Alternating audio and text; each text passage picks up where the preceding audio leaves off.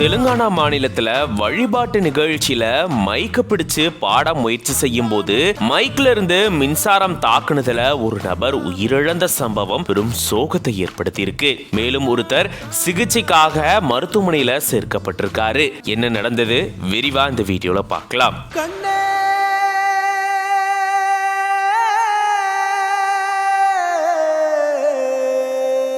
தெலுங்கானா மாநிலம் ரங்காரெட்டி மாவட்டத்தில் இருக்கக்கூடிய சந்தனவள்ளி கிராமத்தை சேர்ந்தவர் மகேந்தர். இவருடைய வீட்டுல அவங்களுடைய குல வழக்கப்படி எல்லம்மா சாமி வழிபாடு ஏற்பாடு செய்யப்பட்டிருந்திருக்கு. இந்த வழிபாட்டு நிகழ்ச்சியில எக்கச்சக்கமான மக்கள் கலந்துகிட்டாங்க. அந்த வகையில வேறு கிராமத்தை சேர்ந்த சிவகுமார் மற்றும் கங்கையா அப்படின்றவங்களும் இந்த வழிபாட்டு நிகழ்ச்சியில கலந்துருக்காங்க.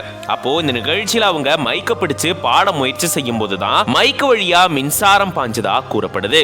மைக்கு இவங்க தொட்ட உடனே மின்சாரம் தாக்குனதுல சிவகுமார் சம்பவ இடத்திலேயே உயிரிழந்துட்டாராம். உடனடியா பொதுமக்கள் சுதாரிச்சு கொண்டு மின் இணைப்பை துண்டிச்சிருந்திருக்காங்க. அதை தொடர்ந்து மின்சாரம் தாக்கப்பட்ட கங்கையாவை ஆபத்தான நிலையில பக்கத்துல இருக்க மருத்துவமனையில சிகிச்சைக்காக சேர்த்திருந்திருக்காங்க. மைக்கு பிடிக்கும் போது மின்சாரம் பாஞ்சதுல ஒருத்தர் உயிரிழந்தது தொடர்பா போலீசார் வழக்கு பதிவு செஞ்சு விசாரணையை மேற்கொண்டுட்டு வராங்க. வழிபாட்டு நிகழ்ச்சியில இப்படி ஒரு சம்பவம் நடந்தது பெரும் சோகத்தை ஏற்படுத்தி இருக்கு.